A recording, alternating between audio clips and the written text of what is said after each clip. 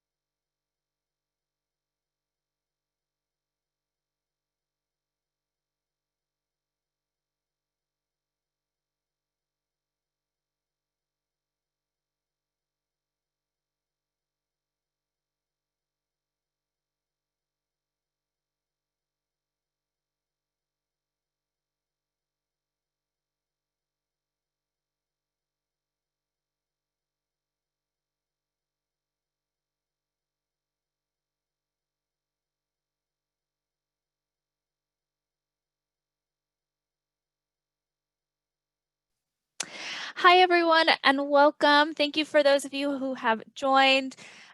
Just wanted to, as a reminder, this is a webinar. We have several folks joining us today from all across the world, and your cameras are unable to be turned on because of the webinar feature. We will go ahead and get started in just a few minutes.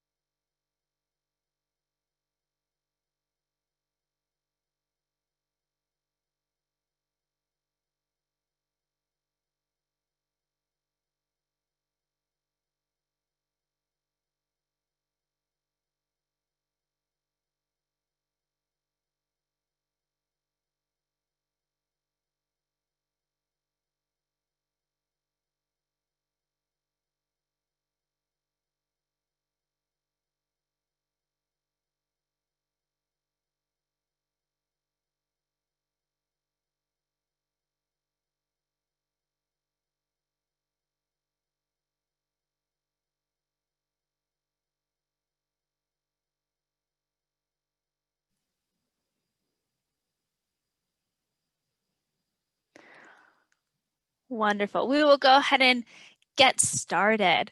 Hello and welcome. Thank you for attending today's session. The UC Riverside School of Business is pleased to welcome you to our first continuing learning opportunity.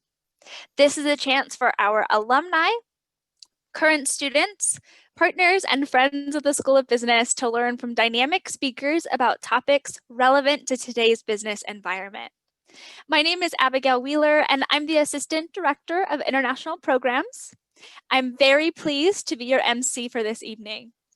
I'd like to thank the faculty and staff at the School of Business for helping to promote and coordinate this event. Joining me in today's session, our panelists, we have several folks. Steve Chen, he's our Director of International Relations and Interim Director of Admissions. Hello, everybody. Welcome tonight. Tamara Johnson, the Associate Director of International Relations. Tamara will be helping to facilitate the Q&A session. Hi, everybody. Welcome. Thanks for joining us this evening. And I'd also like to introduce Stanton Buckingham III. Stanton is our Development Coordinator for the School of Business, and Stanton will go ahead and share a few words on behalf of his office. Hi, Abby. Thank you all for having me. Welcome, everyone. Excited and privileged to be here tonight and to hear from Captain Hoff as he shares with us during this exciting event. I just wanted to share, for those of you that don't know, I'm a part of the development team for the School of Business. And what our team does is we connect individuals with opportunities to support the school and its students. So if this sounds like something that you might be interested in, I'll go ahead and I'll leave my email here in the chat. Please feel free to reach out to me. I would love to connect with any of you. Thank you. Great. Thanks, Stanton. We do have many folks joining us tonight from all across the world. We've already had a few type in the chat there from Peru, joining us from Peru or joining us from Taiwan. Let's go ahead and get started by sharing in the chat. Where are you tuning in from? What city, state, country, wherever it is, let us know. And make sure you're typing to panelists, and attendees so that everyone can see.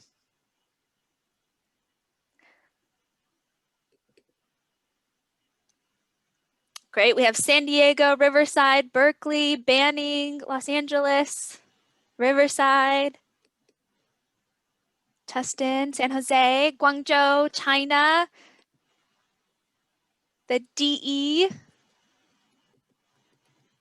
Korea. Wonderful. Welcome. Guangzhou, China. Shanghai, Guangzhou, China. Las Vegas. Awesome. So really, this is truly a global event. We are so excited to have all of you here with us this evening. Let me say a little bit more about how this session will run. As Captain Hoff shares, please type your questions in the Q&A function, the feature on Zoom. This will help us prepare questions for Captain Hoff to answer once his talk comes to a close. You can certainly use the chat feature for appropriate comments throughout this session, but we do ask you to use the Q&A feature to put in your questions. We encourage you to post about your experience with us today. Write down an inspirational quote or a key point that you will take away from today's session. Take a photo and post it to one of our many social media platforms, whichever one you prefer, and tag us in that post. We have Instagram, Facebook, Twitter. We do have some LinkedIn accounts. If you are an alumni, definitely want to make sure that you are connected there on that LinkedIn account. If you're in China, make sure you're there with us on that WeChat group, or in Taiwan, there with us in that Line group. Please do stay connected to us post-event. Send us feedback to this email there on your screen, ibusiness@ucr.edu, and share with us your feedback about today's event. And stay tuned for more information about School of Business events happening in the coming months. Finally, please allow me to introduce our distinguished speaker, Steve Hoffman, also known as Captain Hoff. Captain Hoff is the chairman and CEO of Founders Space, one of the world's leading incubators and accelerators. He's also an angel investor, limited partner at August Capital, serial entrepreneur, and author of several award-winning books. These books include Make Elephants Fly, Surviving a Startup, and The Five Forces. Hoffman was the founder and chairman of the Producers Guild Silicon Valley chapter, served on the board of governors of the New Media Council, and was a founding member of the Academy of Television's Interactive Media Group. In Silicon Valley, Hoffman founded several startups in the areas of games and entertainment and worked as mobile studio head for InfoSpace. Hoffman has a Bachelor of Science from the University of California, Santa Barbara, in computer engineering, and a master's degree from the University of Southern California in cinema television, but we won't hold that against him. He currently resides in San Francisco, but spends most of his time in the air visiting startups, investors, and innovators all over the world. I believe he's still visiting those innovators and investors from all over the world, but these days things might look a little differently. Spending a little less time in the air and a little bit more time in front of his computer. Thank you so much, Captain Hoff, for joining us today virtually, and like to pass it off to you to get started with your session. Wonderful. I am very honored to be here with all of you, and I hope to give you a welcome respite from following the elections in America so that we can focus on something else. Now, I'm going to make this as entertaining and informative as possible. But before I do, I'm going to tell you a few personal things about myself and what I've done. So first of all, I have founded 3 venture-funded startups. So any of you out there who have done a startup, who have worked, gone through it all, the highs and the lows, I've been in the trenches. I know what it's like firsthand. I've raised a lot of capital. I've done some really great things, and then I've had some really tough times. So when it comes your time to ask me questions, feel free to ask me anything. Today, I'm primarily an investor. So I invest in startups all over the globe. And I do spend, like Abigail said, normally most of my time traveling, except for this year, it's all being done remotely, and I have to just sit in my chair and do it like I'm doing it here. But I see startups globally. I see the emerging technologies and the trends, and I work with startup founders. My company, Founders Space, runs incubators. And in addition to that, I work with large corporations. So I've worked with big companies like Qualcomm and Microsoft and you name it. I've probably collaborated with them at one time or another, Disney, helping them with innovation, helping them actually access new technologies, access startup founders, and rethink their strategy for where they're going. So with no further ado, I will dive into my PowerPoint right now, and I will take you step by step through my thoughts and what I have learned from working with hundreds of startup founders and CEOs and really smart people in the industry, venture capitalists, about what it takes to be a great leader, a great innovator, either in your own company, a startup company, or even in a large organization. And I will map that out for you. So let me share my PowerPoint and we will get started. Okay.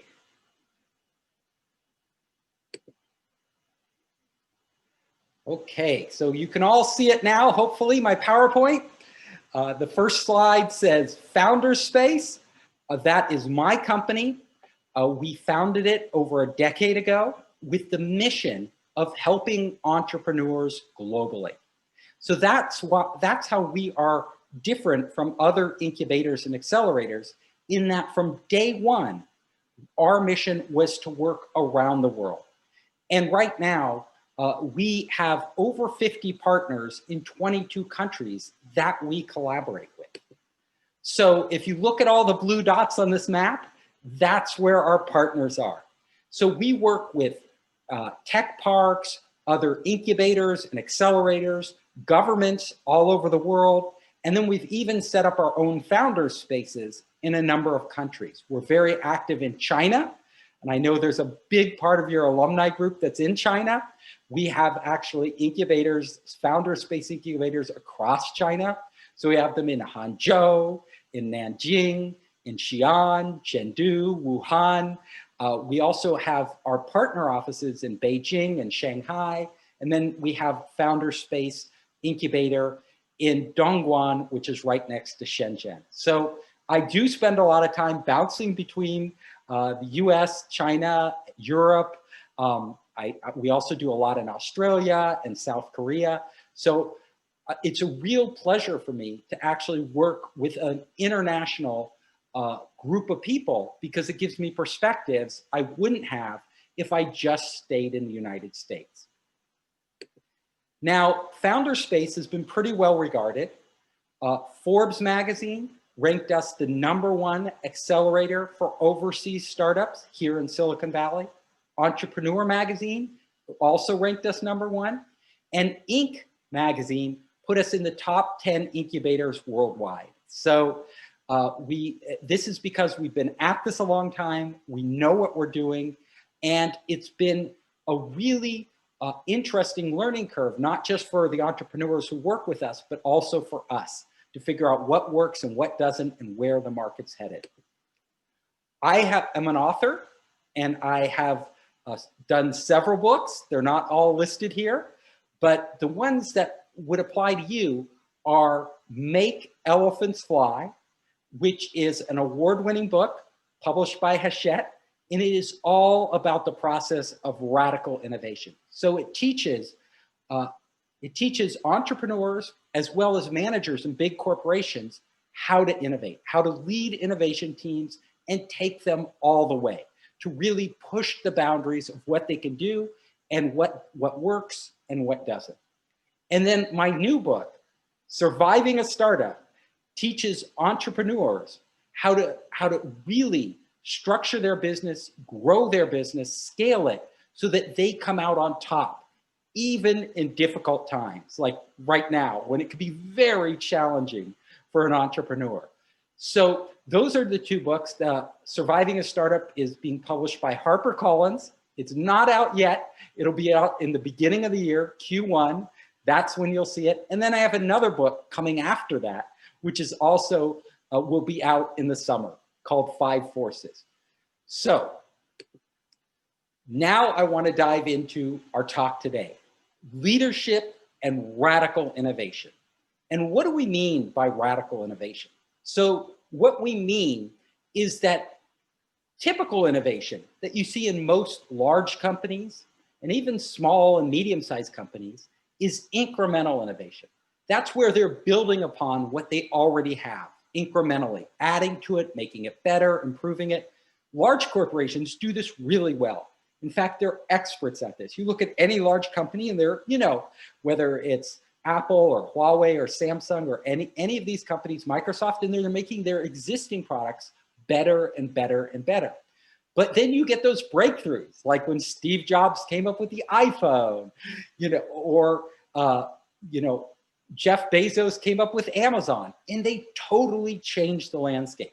That is what I'm going to be talking about in this lecture. So if you're a small company or a big company or any size company, whether you're a traditional business, it doesn't matter. If you don't innovate, you are going to die. You might not die right away. It could take a decade, but you will be outcompeted. And this cycle, this innovation cycle, is actually happening faster than it's ever happened in the past. So we are seeing companies become obsolete in a very short time and their entire market share disrupted. and stolen away from them. So it's important for everybody to be innovating all the time across the board. And the innovation curve looks like this. You have an old product, but you can't wait until your product is obsolete before you start innovating. You have to begin innovating when your product is still on the growth curve, when it's still growing, when it's still popular. Because if you wait too long, then somebody else will step in there, innovate ahead of you, basically leapfrog you, and steal your market share. So innovation isn't something you do once in a while. Innovation is a continual process. You are always doing. And we look at the great companies out there like Amazon. You know, Jeff Bezos is a genius, but you know what he's done is create a culture of innovation. As big as that company has become, they never stop innovating across all their product lines. And at the same time, they are adding new product lines. That is the model of the future. That is what companies must do. They can't rely on their size. In the old days, if you controlled distribution, if you were big enough, you could sit on your haunches and just rely on your efficiencies and the extent of your control. But that doesn't work. Innovation will disrupt those things. So you have to always be looking ahead. One way I tell entrepreneurs to innovate is to fundamentally challenge your beliefs. So whether you're in a big company, whether you're in a startup, what you need to do when you're innovating, one of the first things you need to do is write down on a list everything you believe. And not just everything you personally believe, but everything people on your team believe, and your competitors believe, and your partners, your strategic partners believe. Basically, everybody in the ecosystem. What do people believe to be true? Now, in any industry, wherever you are, we take so many things for granted. We think, oh, that's the way it's done. They're really in. As soon as we say that to ourselves, that's the way it's done, that works, then we shut off possibilities. We aren't going to challenge it because it works. It's the way it's done. But just because it works today doesn't mean it will work the same way tomorrow, especially as new technology emerges. Because this new technology can give you the tools to actually do something that's working really well today in a radically superior way, and actually take it up to a level where you can outcompete your competitors. And you want to be doing that before they do that. So look at your business, whatever it is right now, and start making that list. And talk to everybody in your business, writing down all the things you believe to be true, and then systematically, with your team, your innovation team, go through that list and start asking questions. This is the key to innovation. Innovation is about questioning. It is not about just a light bulb going off. The light bulb, it doesn't just strike you like a bolt of lightning, that new idea. The best way to get new ideas is to always be questioning everything. So go down your list of beliefs and say, that may be true today, but is there a technology out there that can change it? Could we do things differently? And what would be the repercussions for doing them in a new way? How would that change the landscape? Where would that put us as opposed to our competitors? A lot of people shy away from this, even asking the questions, because a lot of times the answers are, we could do it this way, this new way, but we won't make as much money. In fact, we'll be making less money. It's called cannibalization. You'll be cannibalizing your own business by giving something away at a much lower cost. But honestly, we have learned in the world, if you don't cannibalize, somebody else will cannibalize and they will steal it away from you. So it's far better for you to do it to yourself and be the market leader than to let somebody else come in and grab that from you. So you need to go through every single thing, ask the right questions. What technologies are there out there? Make a separate list of technologies, and then start brainstorming on each one. How would these affect our business? What new ways of doing things are there? What new business models? What new approaches? How is the industry changing? What are our competitors doing? Are they doing anything differently than we're doing it? All these are critical questions. And as you go through that list, sure enough, you will find things that you could do differently. You will find things that you could apply new technologies for. Do you apply the technology is the question. Do you take the effort? Now, some of these things can make very small changes in your business, or maybe they're just different, but they would have no fundamental impact. And others could make an enormous difference in your business. Now, the hard part is not just making that list and questioning everything, but then going through the process and trying to see where those questions lead you and what would actually happen in your business if you took that approach. The next thing I want to talk about is thinking big. You know, when you hear about Silicon Valley, you hear about the big thinkers like Elon Musk. He says, you know, I'm going to remake the entire car industry. I'm going to do it electric, even though there's no infrastructure. He thinks big. He says, I can do it. He says, I'm going to become the leading company putting commercial satellites into space, even though nobody's done that. It was all government funded before. Then he says he's going to Mars. He is a big thinker. Google calls it moonshots. You're shooting for the moon. And the idea is Silicon Valley is based on thinking big. And it's really important to think big, because what thinking big is, it pushes you into areas that are uncomfortable, into things that people say are impossible. But that's where the biggest changes can happen, is when you're actually going beyond into uncharted territory, where people think it's impossible, but with new technology, new learning, new know-how, new talent, you can actually get there. But thinking big is one way to approach innovation. It's a great way, but there is another way that is equally as powerful, but less talked about. And that is starting small. I always tell innovators, you know, most of the big ideas you hear about that you think are so amazing actually started as small projects, side projects. They may be projects so small, you didn't even, the people working on them, the people actually pushing them forward, didn't even think they would lead anywhere. Now, let me give you a few examples of what I mean.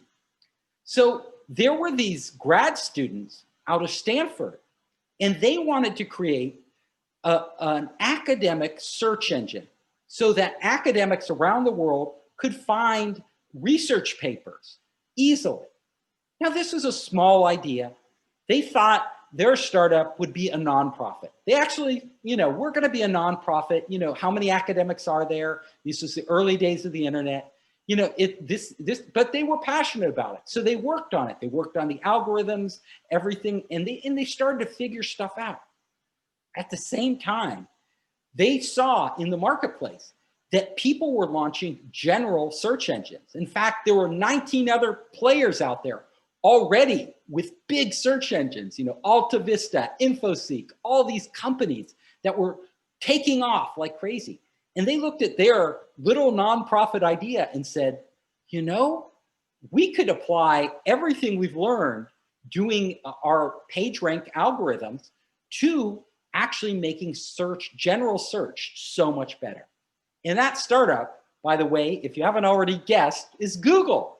So they launched Google, they put it out there, and they had no idea when they started that this was going to be, you know, one of the biggest ideas in history. And it just started to take off.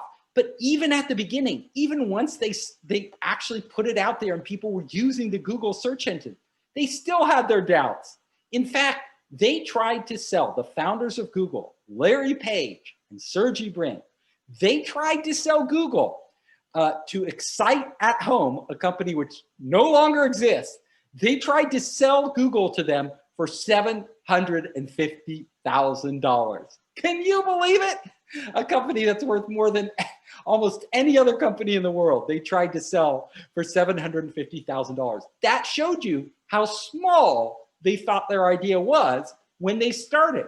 So you don't have to be Elon Musk and say we're going to Mars to have an enormous impact on the world. You can start with very small ideas.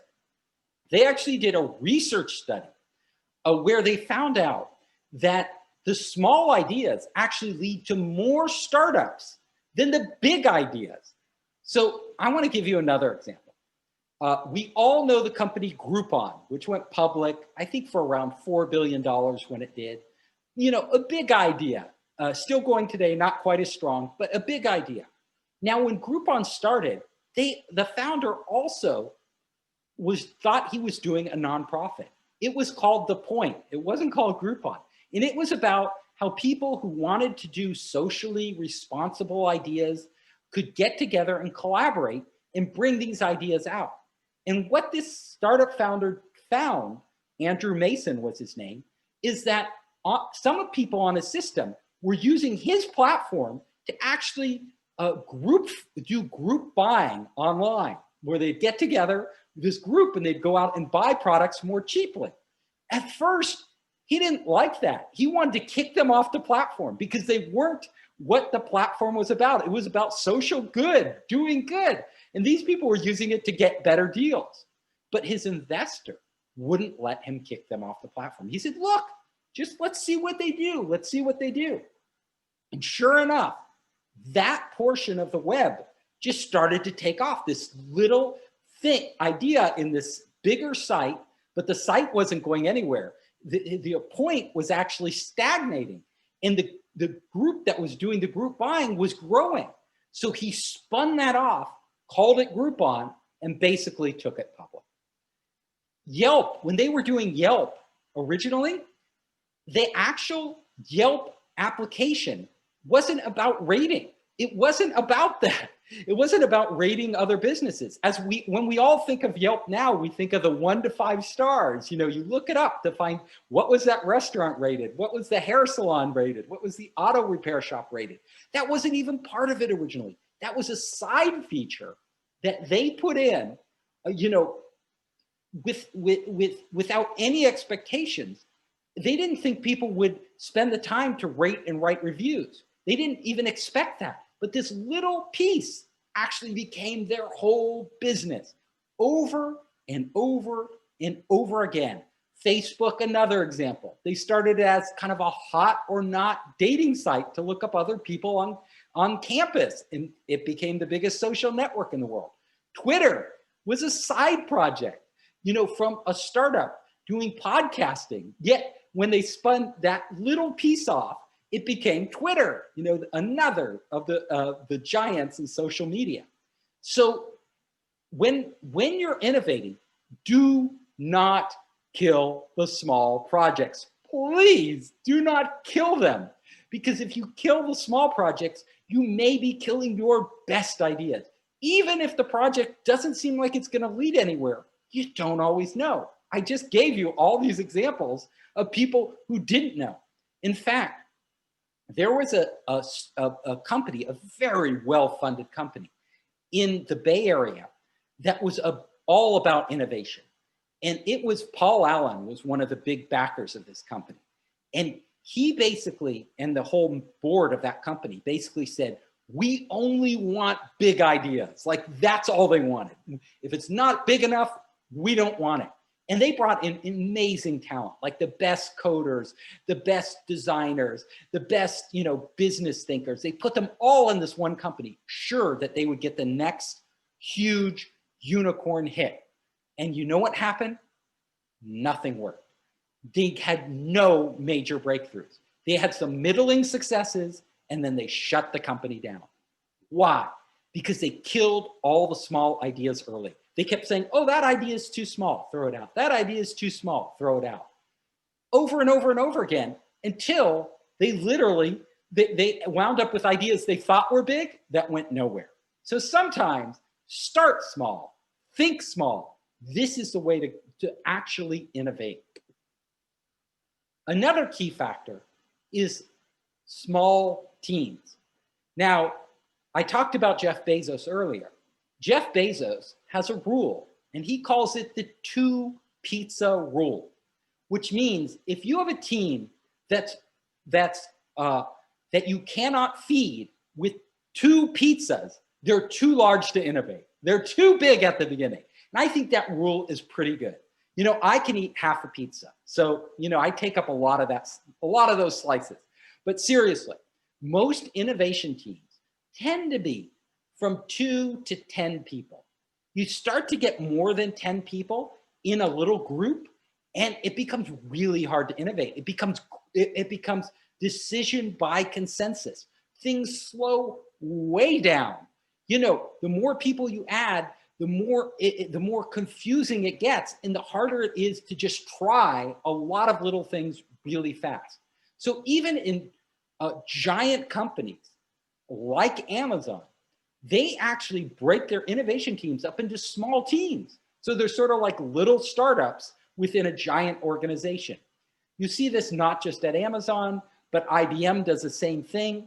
That's how they moved from mainframes to PCs. They actually broke off a group and said, you guys do PCs separately. We don't know what's going on, what will happen there, but just do it and run with it. Startups, we look at Silicon Valley. You know, I'm an early stage investor in startups. Most of them have, you know, 2 to 10 people. You get more than 10, it's, you know, they just don't have the money, and it just doesn't work. So no matter how big your company, if you want innovation teams, keep them small. The other thing I say about innovation is small scope. I have seen more people fail in innovation by trying to do too much than too little. It's so easy to try to do everything, and then actually nothing happens. Now, I told you about the startup funded by Paul Allen, where they were trying to do too much, but it happens in almost every business. Like, I see it all the time, and I've experienced it myself. Literally, the more you add to a project early on, the harder it is to figure out if it's working. So first of all, it slows you down because you have so many features that every time you want to iterate, it takes more time. And honestly, the faster you can iterate through experimenting, the better your chance of hitting something that works before your money runs out. So this is very true in early stage startups, which don't have much cash, don't have unlimited time. They have to figure something out before the founders, you know, have to go get a job, or, you know, or their angel funding just goes away. When you're innovating, the core, it's really important to look at the core. Like, what is the core innovation? Now, if you look at most apps out there, most products in general out there that are new products that actually break through, they don't have a zillion features. It's like Twitter was very simple. You could code Twitter, the original version of Twitter, in 2 weeks. That's how simple it was.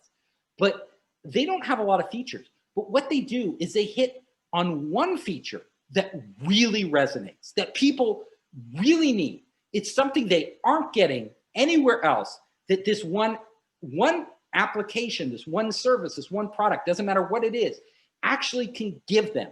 And then they flock to it. So it doesn't matter how many features you have, how many bells and whistles you have, how complex and robust your system is. It only matters that you figure out that one essential thing that you are offering your customers that is going to go through the roof. And by narrowing it down, keeping the scope small, and just laser focusing on what that one innovation is, you have a better chance of winning than trying 10 different things at once. Oh, if we add this feature and this feature and this feature and this feature, it'll work. Honestly, that actually reduces the chance of it working, because people come into your product, there's so much there that they don't really know what to do. The best way to launch a new product is to make it brain dead simple. That in itself is a killer feature, that it's so simple because it just does this one thing really, really well, exponentially better than any other application out there. I can tell you a story, Instagram. So when the founders of Instagram started, they actually built their first application, and it was called Bourbon, you know, after the drink, because they like to drink bourbon. Now, Bourbon was a complete mobile social network, which sounds like a great idea. And it is a great idea. But they were too early, And they added all these features. And when they put bourbon out there, people didn't use it. It was middling along.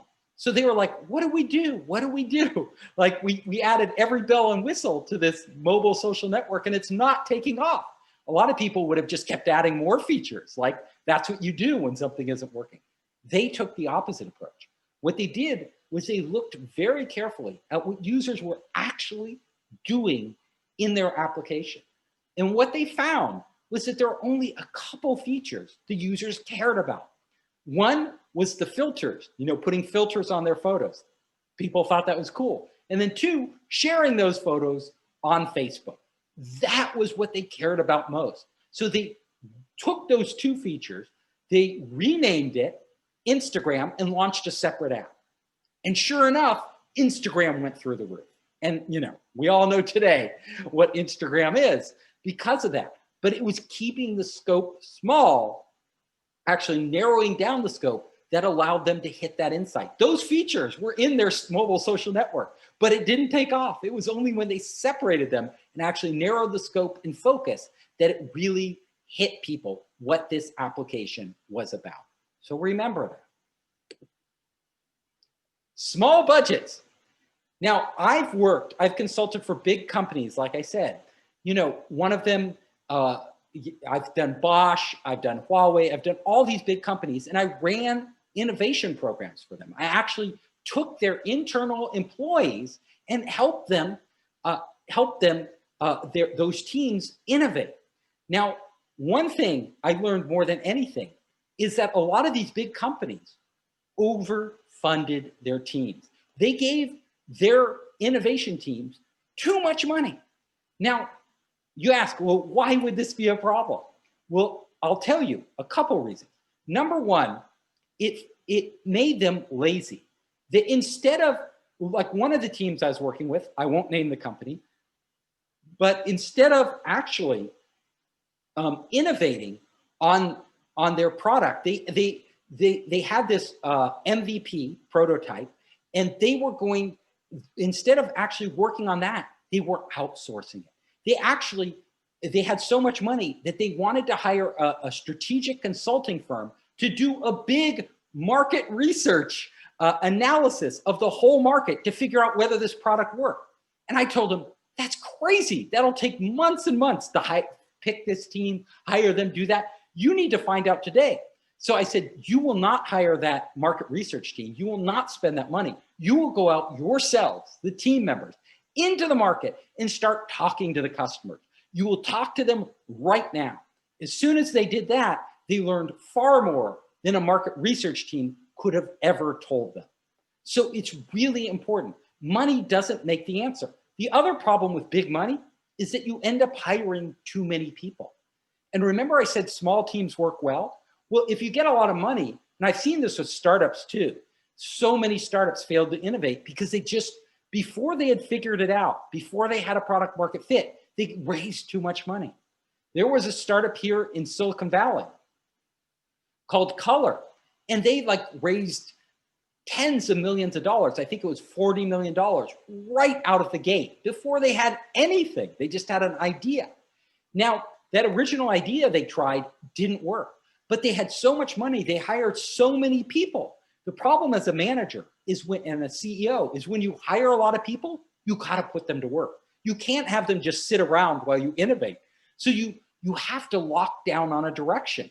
And usually you end up just picking whatever direction you're going and then adding more people to that. But if you are going the wrong direction, if you haven't actually figured out what really resonates with your customers, then more money just makes you go faster in that wrong direction. Basically like driving faster off a cliff. There were startups in Silicon Valley. One of them raised $400 million for an e-commerce startup. Most of you will never even know this startup existed because they just flamed out. But they raised $400 million for an e-commerce startup doing flash sales online. Now, it seemed like they were doing incredibly well because they had so much money. But what the money did was it blinded them. it actually allowed them to keep acquiring customers at very expensive customers. But those customers weren't sticking with their e-commerce site. Those customers were coming and leaving, buying very little, so that they were bleeding red ink. But they could cover this up because they kept raising more and more and more money, acquiring more and more and more customers. So if you just looked at their customer growth, it looked incredible. But those customers didn't want what they had, and they weren't innovating because they were just charging ahead with all their money. That money literally became a force of its own. So in Silicon Valley, I think, and in big corporations, it's better to starve your innovation teams until they figure it out. Give them just enough to get done what they absolutely need to get done, and then have them come back to you with real data. Data that what they have is addressing a real need. Only when you get that product market fit like that do you pour on the money. Once you figure that out, that's when the big money comes in. That's when the tens and hundreds of millions of dollars can flow in and just grow that business exponentially. Small time. So what I'm talking about is not the overall time. Let me go back. Oh, here. Getting ahead of myself. Let me go back. Small time. So what I'm talking about is the time of the time you take to iterate. I said this before, and I will say it again because it's so important. You want to reduce the iteration time to as small as possible. Literally, like you look at the great companies in Silicon Valley, whether they're small or big, and they're pushing out new builds, weekly or bi-weekly. They're constantly pushing stuff out, measuring it, getting data, and then changing and pushing something out more. The time of iteration, if you can compress that, your chance to actually hit something goes way, way up. Now, I want to show you the innovation loop because this is the heart of innovation. This is how it works. When I say small time, I mean the time it takes to go through the innovation loop. How quickly can you do that? So there are a couple factors. First of all, the first thing you do in the innovation loop is you formulate your hypotheses. You think, what idea do I have? And you list out all the different ideas, and then you take the most critical ones, the ones that will have the biggest impact on your business, either being a success or a failure, and you design an experiment to test whether that is true. So you design this experiment, and then you put it out there to your customers or potential customers, and you gather data. So you get back as much data as you can, you analyze that data, and then you revisit your hypothesis and say, given the data I have, is this really true? Are we headed the right direction, or should we pivot and change direction? Now, when you go through this loop, it's not just the speed you go through this loop, but it's the quality of the data, which is based on how you design the experiment, and then the critical insights you derive from that data. Those three factors combined are what guide you towards success. So it's really about analyzing what you do very carefully, questioning everything, putting those out there, and then figuring out a way, and this is the tricky part, is how do I get the data I need? How can I get my customers to really tell me what they think? Now, let's take a few examples so I can make this real. If you're a B2B startup, it's actually easier than a B2C startup. So it's easier because you know who your customers are and you can actually go out and talk to them. So I tell B2B startups at the earliest possible time, before you write a line of code, before you do anything, I don't want you building anything. I want you to go to your customers and just talk to them. Just sit down and find out if that idea in your head matches a need they have. Now, if it's not, I have a kind of rule of thumb. If you go to them and you verbally explain it, or you show them a PowerPoint, or you show them a video of what your product will be, and they really get it, they understand your product, and they tell you, wow, that's good. Come back later when it's done and we'll try it out. If they say that to you, and I tell my entrepreneurs, go out and see how many people. So let's say all of them said that to you. Oh, that's interesting. Come back when you have something we can try and we'll check it out. If all your customers say that, you will fail. You will fail. I mean it. You may think, wow, it's great. They invited me back. They were positive. They said it's good. They're interested. You may think that's great feedback, but from experience, from personal experience, I will tell you, that's what people say when they want to get rid of you, when they really don't care about your product. They want to be polite. They don't want to insult you. So they will just say, yeah, that's great. Come back later. What they're really thinking is, I don't need this. Because if they really needed your product, the feedback you would have got when you went out to those people would have been not, oh, great, come back later. It's like, can I have that now? Can I get that now? We need that. We have to have it. What can I do? Can we do a deal? Can we sign something? Please let me have the prototype. That's the reaction you want to get. That is what's real proof as opposed to false proof. You need there's kind of a rule of thumb, and that is not everybody you talk to needs to love your product. Like most of them, 80% can hate your product. But if 20% of the people you talk to actually are passionate about your product, really need your product, if 1 out of 5 people gives you that reaction, and it's a big market, you can extrapolate, this is a big market, you have a winner. And if you don't get that 20%, you better go back to the table and start that innovation loop again and go again and again and again on it, because you are not headed the right direction. I guarantee you. So from the earliest possible time, you need to gather that feedback. Now, I gave you a very simple example, but there are many other ways to do it. You can build prototypes. You can build a minimum viable product. You can even put up a Kickstarter page if it's for consumers, or an Indiegogo page, put it up there, with your video, see what people react. You should constantly be designing these experiments and getting feedback every step of the way, from the initial conception all the way through, even till after you've built the final product and launched the product. You need to keep putting it out there over and over and over again, getting data, getting reactions, analyzing them, being truthful with yourself, and then determining what steps you take next. Innovation isn't a clear path to point A and B. That's what a lot of people don't understand. It's not you start here and you go there. Innovation is zigzag, like you are literally you are in the dark. You are like lost in a cave, and there are all these different directions you can go in the cave, different passages. And you're just going to have to go down one until you hit a dead end, go down another, hit a dead end, go down another, until eventually you find your way out. Pick the right people. I can't stress this enough. A lot of people think it's the idea that makes innovation go. And I will tell you, it is not the idea. In fact, whatever idea you start with, it's probably the wrong idea anyway. So just throw it out there. Forget about it.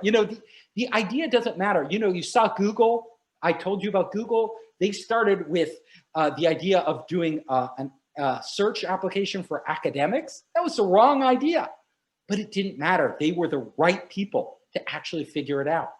Now, I mentioned before, I work with a lot of big corporations. Big corporations make this mistake all the time. So I've seen many big corporations run what I call innovation competition. So they tell all their employees, submit to us your best ideas. We will pick the best ones, and then we will fund those. Well, there are a lot of problems with this. So first of all, the people judging those ideas tend to be managers in the company, and they often judge based on what they have seen work in the past, not what could work in the future. So they're already filtering out and killing Many of the weirder ideas, the ideas that on the surface don't seem like they'll go anywhere, the crazier ideas, they're filtering all those out. Even if they don't do that, they're choosing an idea based on little or no data. So this is something that's, I can't stress enough. When you start off, if you're doing something new, if you're doing something nobody has ever done before, then there won't be a lot of data. There won't be any data. In fact, it's up to you to generate that data because nobody's done it before. Nobody really knows if it works, if this new technology or whatever it is you're using, this new business model will even take off in your market. So you don't have the data to judge the idea. So don't even try to judge the idea. Do not have a competition based on ideas. If you really want to build an innovation team that succeeds, spend all your time judging the people. Pick people who are natural innovators. Now, if you put the right people on the right team, I will tell you, even if they start off in the wrong direction with the totally wrong idea, if they're the right people, they will figure out that they are not going the right direction. And then they will start trying other things until they find something that works. But even if you take a great idea that is sure to be a mega hit, and you put on this idea a bad team, a team that really isn't innovators, they will bungle the job. They will fail. They will fail. They will hit, because even the best idea, there's unsolved problems. You just need to figure stuff out, and they won't execute. So I say, if you want an innovation team, you need to look for certain types of people. The most important person is the innovation lead. And in a startup, this is usually the CEO. It could be the designer, somebody else on the team. But that type of person who, number one, is that person who questions everything, who asks, is this really the way it is? Could we go this direction? What if we tried something different? Always questioning everything. Never accepts the orthodoxy. Number two, a person who is so persistent. They just don't give up. They have what we call grit. They'll hit a wall and they don't look at the wall as a dead end. They look at, how can I get over the wall, under the wall, around the wall? It's a challenge for them. And then three, you need a team leader, somebody who can inspire people, somebody who can sell a vision, somebody who can go out and get people on board. Now, these people may not all be the same person. You may have the CEO as the team leader. You may have a designer that's the real driver on the innovation. And then you may need a technologist who understands the latest technologies. You put these people together, and then that's where the magic is. That's when it takes off. It doesn't matter if it's a startup company or a giant corporation, finding the right people. And as an investor, when I place bets, I place it on the people. I'm looking for these people. I'm not necessarily looking for the great idea. Although, honestly, what we want to see is both. We want to see an idea with potential and the right people. But one thing I tell startups and corporations both, from my experience, from the experience of all the entrepreneurs and big companies I've worked with, is when you are starting the innovation process, don't lock down on an idea.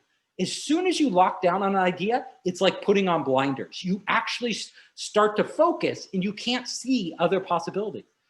Don't pick an idea. Pick a direction you want to go with your vision. So you may say, I'm a real believer that IoT, Internet of Things, and 5G can have a big impact on retail.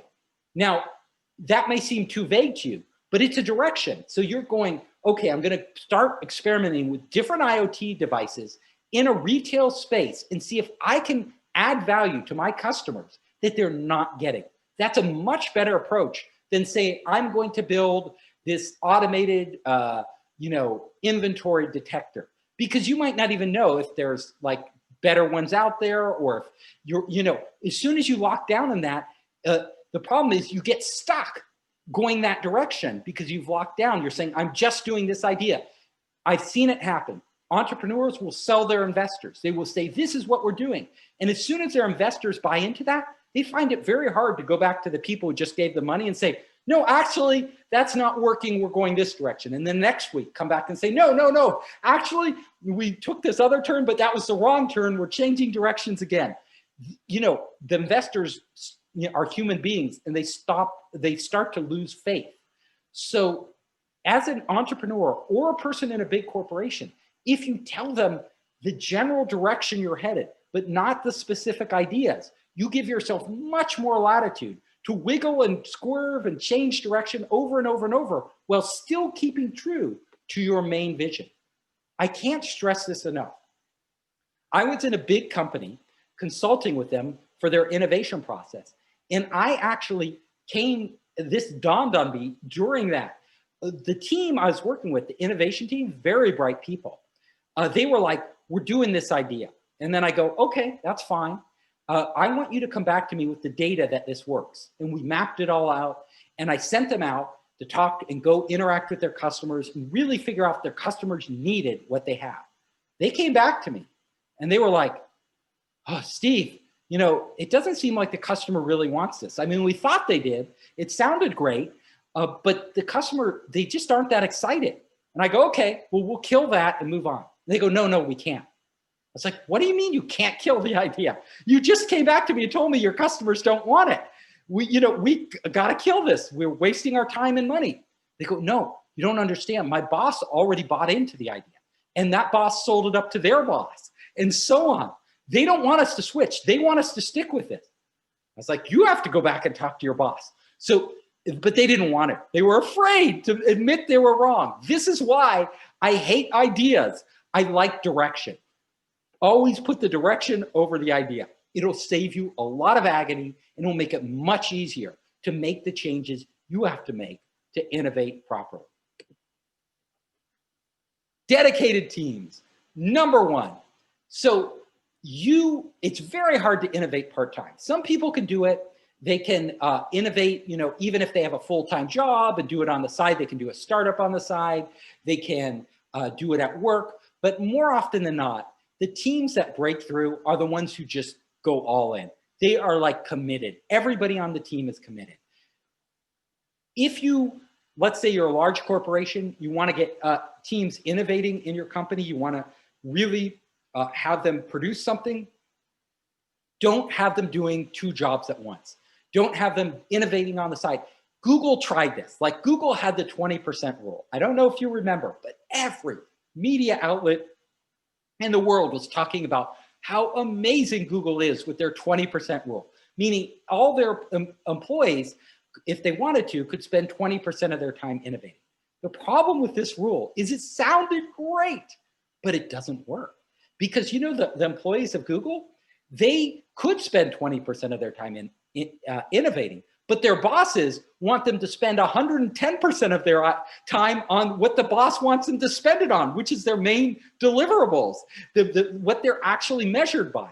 So that 20% of the time had to come like late at night or weekends, and very few people actually did this. So the 20% rule turned out to be a non-starter, although it was touted for years as the driver of Google innovation. Google innovation didn't actually happen today. It happened because of dedicated teams. It's the same with startups, big companies. It really doesn't matter. If you want your team to innovate, have them focus just on that. Encourage your team to explore. Innovation is a journey. It's a crazy journey, and it's a journey into the unknown. And the only way to go into the unknown is to go beyond like everything you know and just start fumbling around, because that's what innovators do. It's a messy process. This is why corporations are good at this. They always try to apply too much. They're focused on process and procedure, and they're focused on measuring things. And in innovation, a lot of times, like I said before, you're groping around in the dark. You can't measure anything because you can't see anything at the beginning. You just have to feel your way around and start to feel if you are headed the right direction until you bump into something and then you're like, whoa, that's not the right direction. I'm going to turn over here. That is innovation at its very earliest stages. And this is why a lot of seasoned managers who are really smart and really good can't wrap their heads around it, because they don't know what these innovators are doing. I will tell you, if you're a manager, don't worry what they're doing. Worry about the people. Like, are these people truly innovative in their nature? Honestly, some people are natural explorers. You put them anywhere and they're trying new things. Like, the people I want to get on the innovation team is that engineer who in their own free time at home is playing around with networks and encryption and is downloading the latest SDKs from the internet, always trying something, always coming into the office, showing you the latest stuff. That's an explorer. It's the marketing person who doesn't just market like everybody else, but is always experimenting, trying new things, going out there looking for what other people are doing, seeing how it works, always questioning, could we do something different in our marketing approach? It's these type of people. It's the designer who isn't just copying other people, but actually like pushing the envelope and trying crazy designs that you think, wow, where did that come from? That will never work. Those are the people you want on your team because they are naturally the type of person who goes out, they're adventurous, they can't help themselves. You want people who can't help themselves. You don't want people you have to push to innovate. Now, it doesn't matter how smart people are. It honestly doesn't matter. They could be brilliant at what they do. Like they could be, but that doesn't mean they're an innovator. Innovators are different types of people. Failure is fine. You've probably heard this before. I will say it again. Innovation is the process of continual failure. It's continually trying something that doesn't work, figuring out why it doesn't work, and then going on to do the next thing. That's it. That's what innovation is. So if you try to reduce failure in the innovation process, you're going to kill innovation. It goes nowhere. You know, if you make your innovation teams afraid to come up with stupid, dumb ideas that don't work, then they will not do anything. Now, Google figured this out, and they actually had a really fun approach to it. They told their basically innovation teams, basically, they said, you know, when you come to us and tell us a project that you have worked on for 6 months or a year, and you've spent maybe even millions of dollars on this project, if you come forward and tell us this project is a failure, it doesn't work, we aren't going to reprimand you at all. You know what we're going to do? We're going to reward you. We're going to thank you. We're going to, sometimes they even send those people on a paid vacation as a reward for telling them their project just wasted a lot of time and a lot of money. Now, why would they do that? Well, they did that because the hardest thing somebody who's involved in a project can do when they stake their reputation on it is to kill the project, is to admit that what they're doing just doesn't work. Now, the earlier they can get them to admit the failure, the more money they save. The price of a vacation, an all expense paid vacation, or throwing a party, or doing anything is a tiny, tiny cost compared to the cost of keeping most projects going in large corporations.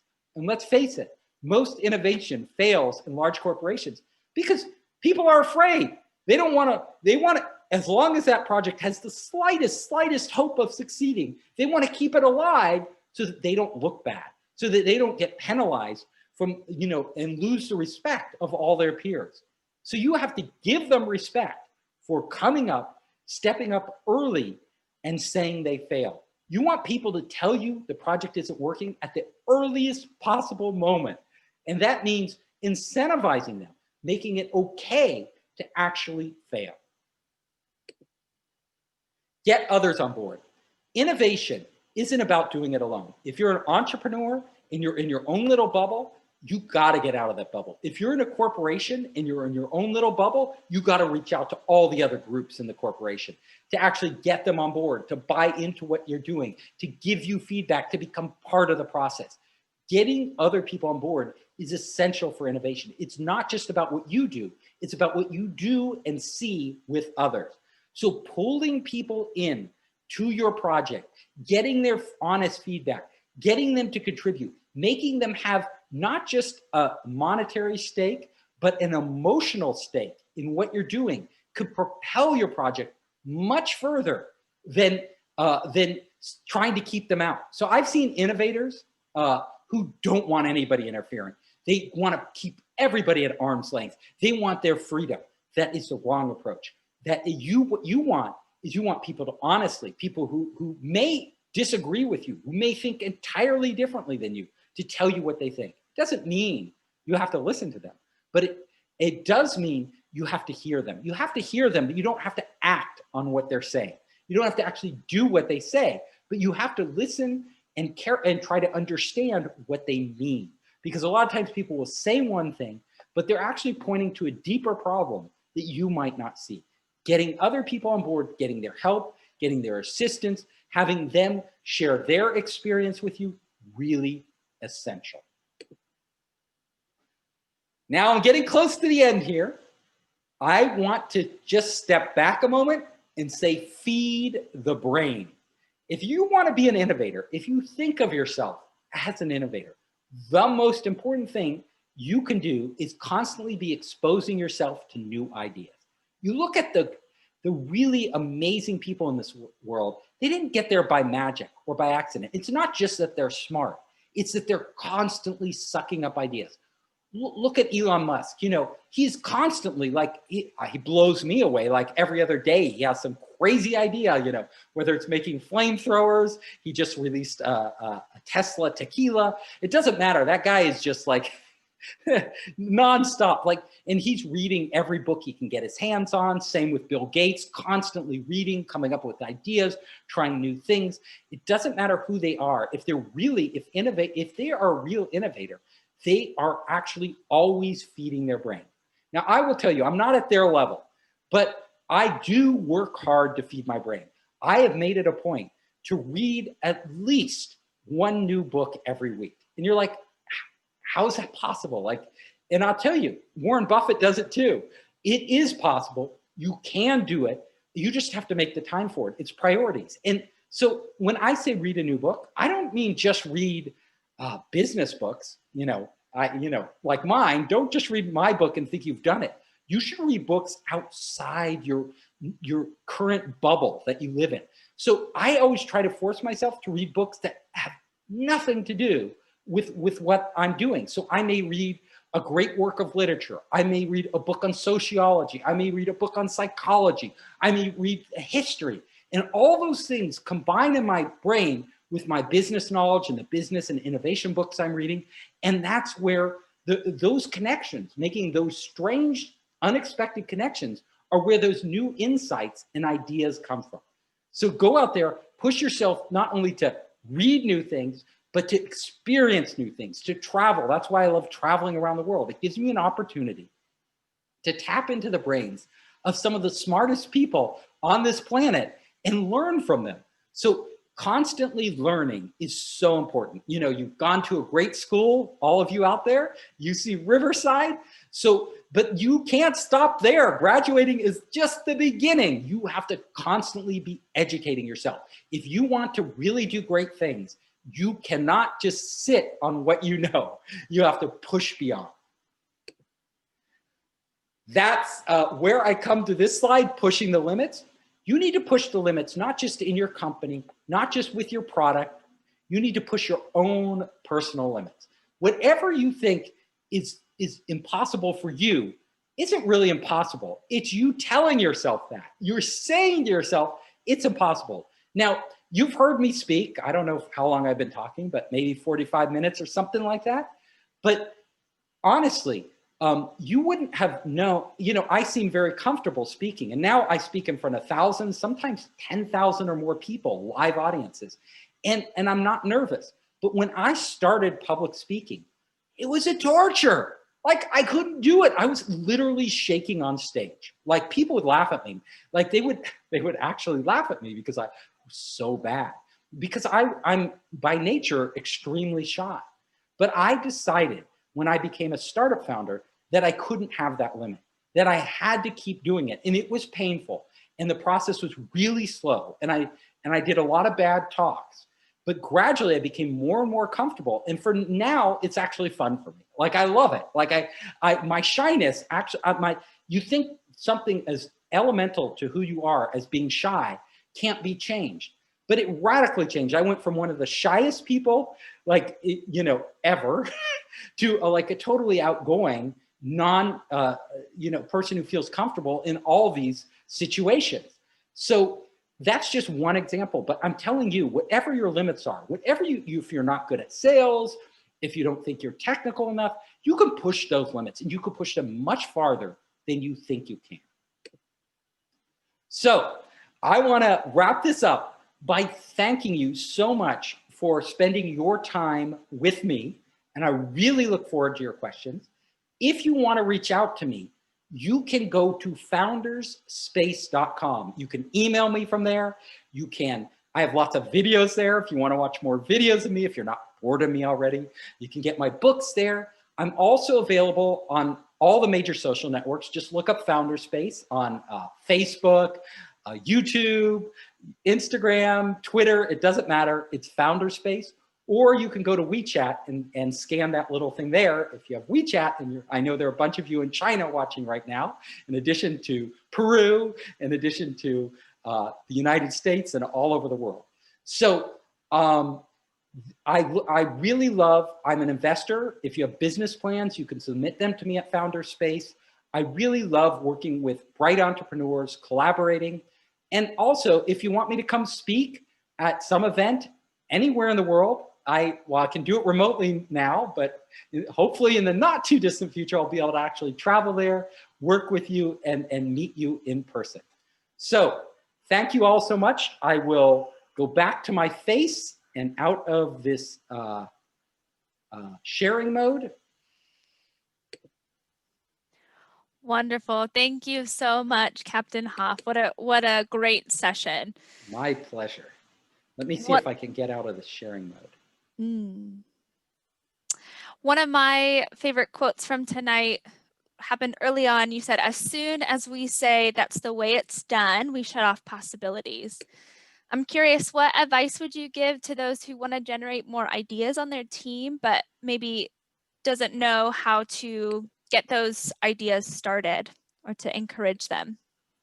Okay. So can you see my face again? We can. Full You're screen? back. Yeah. Okay, I am back. You're okay. back. I got out of the share mode. So can you repeat the question, because Absolutely. I was fumbling around.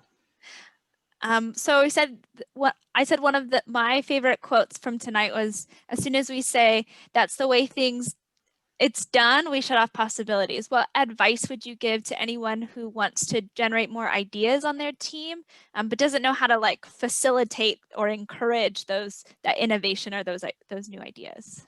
Okay, if you're the CEO or the team leader, the one thing you have to understand to get more ideas is that they don't have to come from you. You do not have to be the genius who thinks up these ideas. You have to be the genius who recognizes them. So let's face it, most of the great entrepreneurs out there didn't think up their own ideas. They weren't the ones who came up with them. You know, Mark Zuckerberg, he took his idea from another social network. In fact, there were many other social networks before Facebook. You know, there was MySpace, there was Friendster, and then there was another group at Harvard. So he borrowed his ideas from them, but he took it to the next level. Now, Elon Musk, everybody gives him credit for starting Tesla. He wasn't the founder. People don't know that. In fact, the founders are mad at him because he gets all the credit. It was their idea. He was just an early investor. And he saw the opportunity, and he's an amazingly innovative guy. But the most important thing was he recognized the opportunity. That is your job. Same with Bill Gates at Microsoft. You know, basically IBM handed them the idea to write the operating system. They didn't come up with it, but they took it all the way.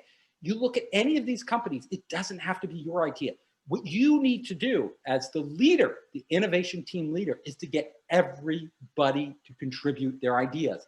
And you do that by recognizing their talent, by letting them speak freely, by building trust. Trust is so important. They have to trust you to give you their idea, because if they think you're going to laugh at them, if they think you're going to criticize it, if they think you have a big ego and you won't accept anybody else's ideas, they're going to keep their mouth shut. People are smart. They know that.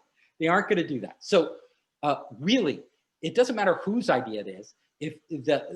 There's enough, when something succeeds, there's enough success to go around for everybody. But your job as a leader is to get the best out of everybody you work with. Okay. Great. Thanks, Captain Hoff. Okay, so we have a question. It says, hello, I am a business administration student. What I want to ask you is if we have an innovative idea, but our own major is not a technical major, such as an IT technology, but the project cannot be started without technology support, do you have any good suggestions for this kind of specific situation? Thank you. Absolutely. You need to get a technical person on the team as early as possible. Now, you could hire somebody, you can outsource it, but it's never quite the same. See, when you outsource it to people, they're doing other things. To them, it's a side project. They're not really focused on it. And if you pay them as like a contractor, they're really just trying to get it done as quickly as they can. They seldom put in the effort and the thought, which is most important, the deep thought. They don't wake up in the middle of the night thinking, how can I do this better? What can I do? You get that when you have the person on your core team. But finding the right technical co-founder, as we call it, is not easy. It's like, honestly, this question is something I get all the time. Like, how do I find that person? Like, I can't pay them. We don't have money to pay them. How do I find a great person to be on my team? Well, consider this your number one job at the beginning. Remember I said the team is the most important thing? That was in my talk, the team.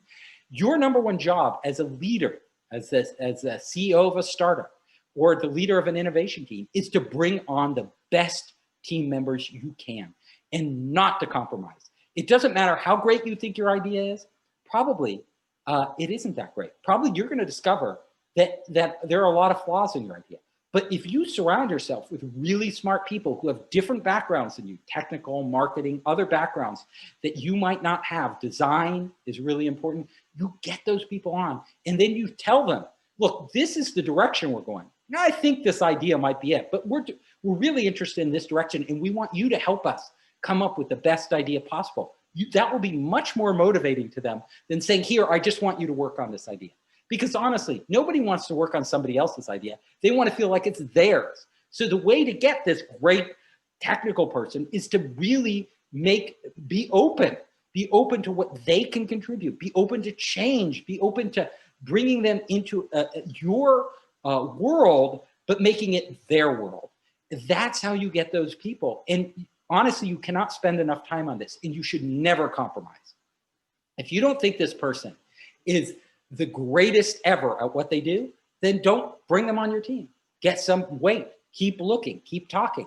Remember, starting fast isn't as important to starting with the right team. I can't say that over and over enough.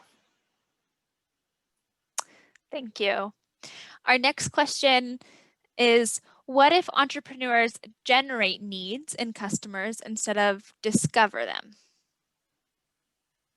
Well, I have to know what you mean by generate needs in customers. So do you want to elaborate, or should I just Sure. guess? It's not my question. It's in the chat box, but it does specify generate like neuromarketing plus AI. So perhaps he's talking about innovating, creating needs.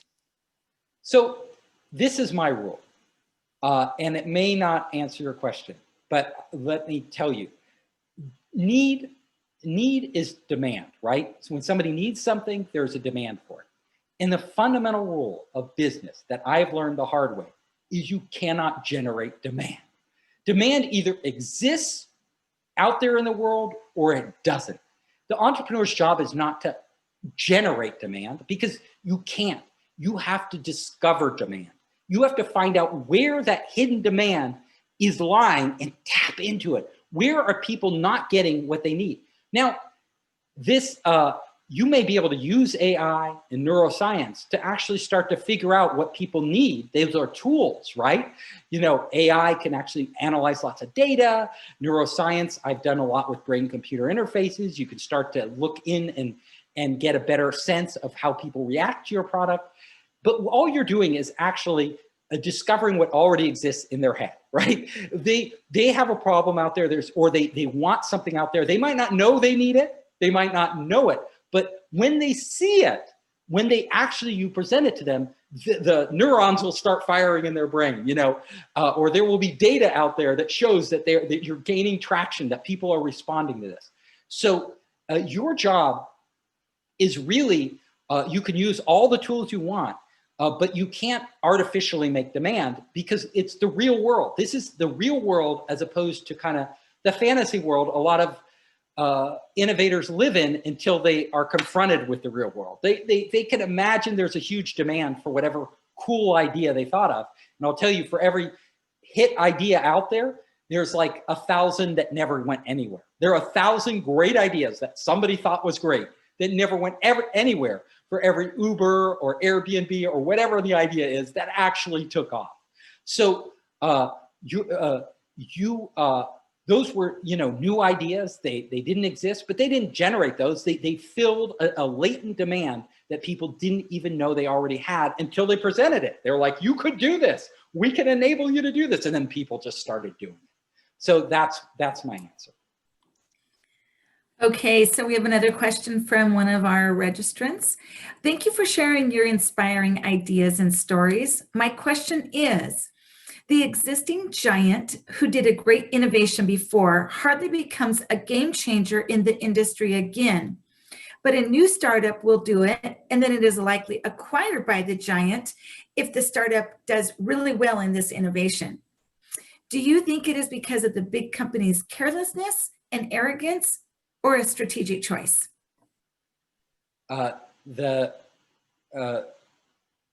So can you summarize that in one sentence?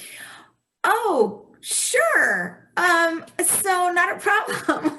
I usually like one sentence things because. Well, I think they're so just entranced with everything. So I think essentially what Lily is asking is, if a company isn't really, if a large corporation isn't really going after some new innovation, but a little startup does it, and then that big company takes it over, is that big company's original not doing it because that they just didn't care, or it's because they thought they were arrogant, or was it very strategic that they didn't do it in the beginning?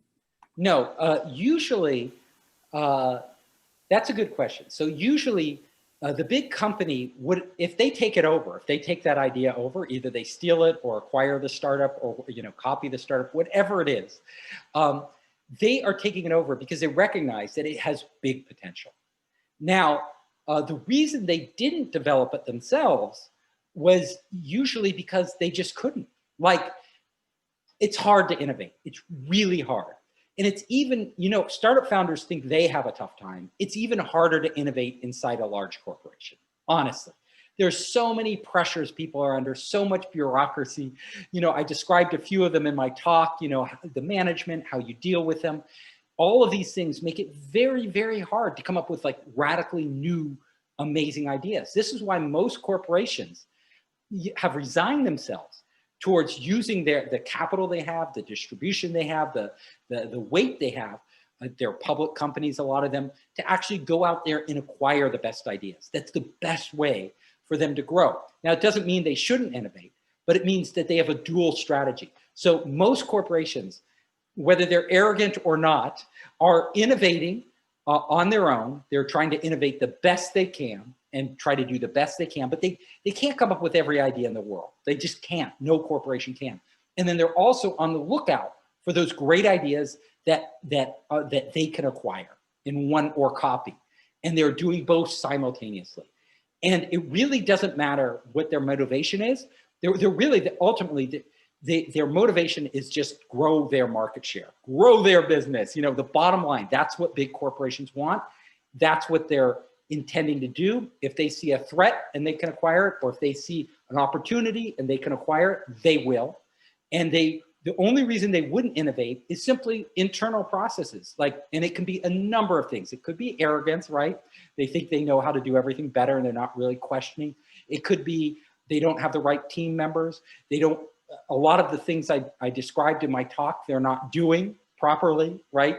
They don't know how to run innovation teams. They don't know how to restructure their organization. Their upper management doesn't get it. A million different reasons they can't innovate. But those are the reasons they're not doing it. Not because they don't want to. All of them would say, if you ask their CEO and their top manager, do you want to innovate? Everyone would say they want to innovate. A lot of times they just can't get their act together. They're dinosaurs. Yeah, awesome. Um, our next question is, how can companies or teams get balance when we reward failure, while there are those who do with success? Okay, I think I know what you mean by balance. So, uh, you don't want to just make it okay for everybody to fail. Like, oh, go ahead, waste our money, waste our time, fail. The balance comes in you can still set up metrics by which you measure innovation teams. It means you might say it's okay to fail, but that doesn't mean that every innovation team can just do nothing, right? It can just, wander about aimlessly and not get something done. So the real question is, the balance comes in how you measure innovation teams. And what you have to do is you have to set up criteria by which you look at the innovation team's progress. Now, the innovation team might not be linear progress, like, or it's very simple with established teams. You can look at their P&L and you can say, okay, this team is, they're performing, they're hitting their numbers, blah, blah, blah, very clear. But with an innovation team, it's more like, is this team iterating? How fast are they iterating? What is the quality of their ideas? What is the quality of their experiments they're running? What type of data are they gathering? You have to look at these things, which are a little fuzzier, but you can put metrics around them, you can look at them, and then you can start to get a really clear sense of which innovation teams, even if they failed 3 times, have more potential than other innovation teams that seem like they're further along, but actually might never get there. So, and I can't say this all in 2 minutes, but there's a process you can actually put in place to make this happen in an environment where you can foster innovation while and while still getting a clear picture of what your innovation teams are doing, and then killing the innovation teams which aren't performing. You have to kill them off. You can't just let them run and run and run. You have to say, okay, you failed, you've had your shot.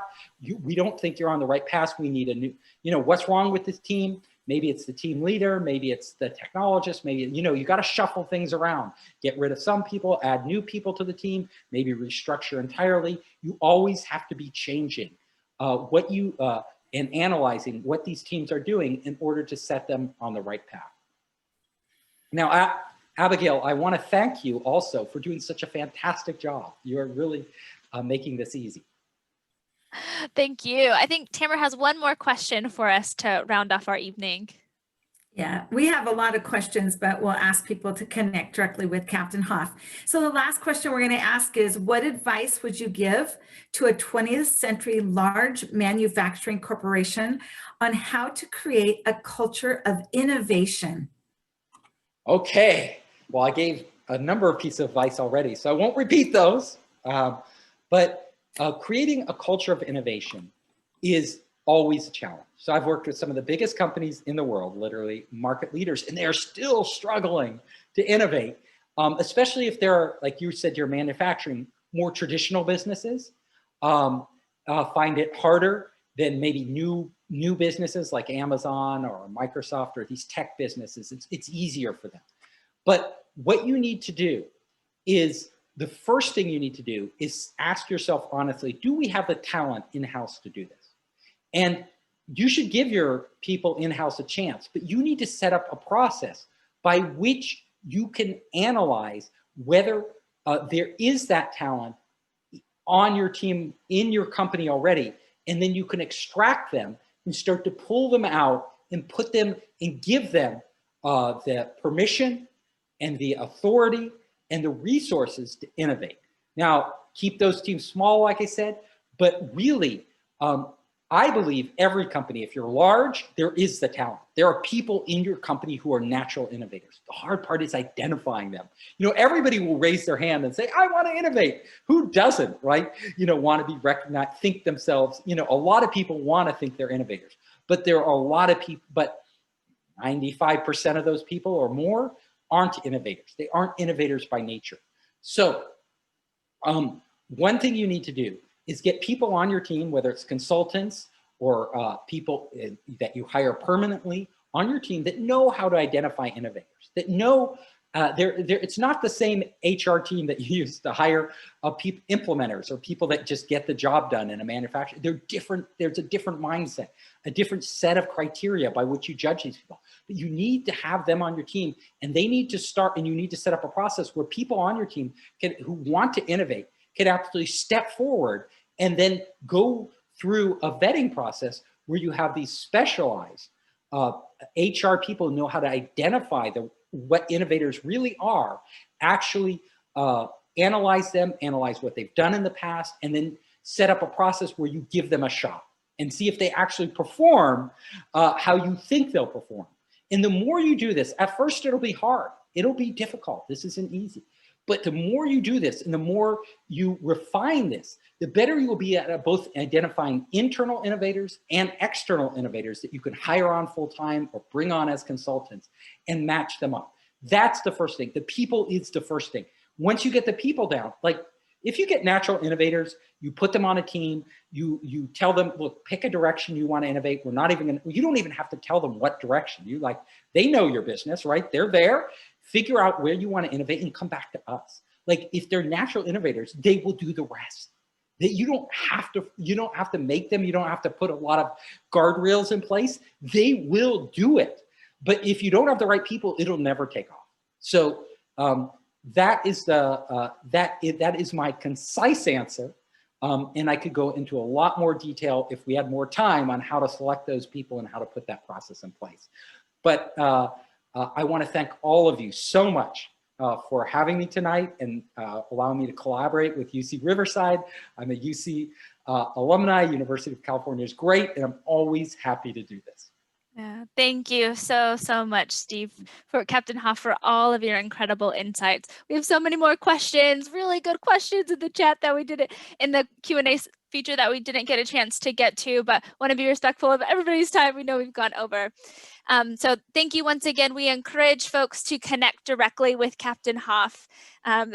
Share with him your love and appreciation. And Captain Hoff, feel free to put up the slide for your contact information quickly as well, if you'd like. Oh, you want me to do that now? Sure. I will put that up. Thank you, everybody, for joining us. Here again, once again, is Captain Hoff's contact information, just in case you'd like to connect with him directly.